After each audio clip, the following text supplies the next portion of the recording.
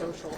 Say it a little bit louder. What did you think of the president's message on Truth Social? At any point, is this going to change your mind? You know, I think it's one of the most important debates of our time, and this is a debate over whether or not a country can have $36 trillion in debt, whether we can have interest payments over $1 trillion. I think it's an important debate to have. I don't make it personal at all. I like the president, supported the president. In fact, I'm for the tax cuts. I am for a lot of the bill.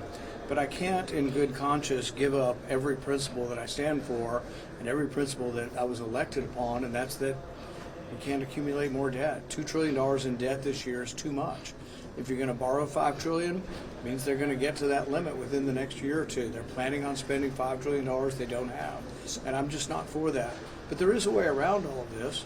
They could get my vote, and I could vote for the package if they take out the debt ceiling and vote on that separately. Senator, he says that you don't understand the bill and that you love to vote no.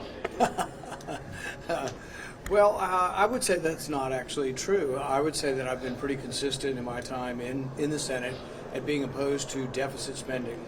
Our country brings in about $5 trillion in revenue and spends $7 trillion. I'm not for that. I've never been that from the very beginning. I've been consistent about it. I pointed it out when we have Republican presidents and we have Democrat presidents. So really there is no change in this, and has nothing to do with wanting to vote no. In fact, I'm giving them an opportunity to vote yes.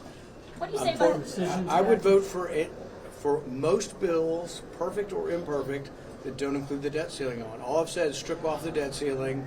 The debt ceiling is a day of shame when the people for big government come down to the 12th Senate or the House and they vote for the debt, because they're the ones who vote for the spending. I don't vote for the spending. I want less spending. I want less debt, and I'm not going to vote to expand it $5 trillion.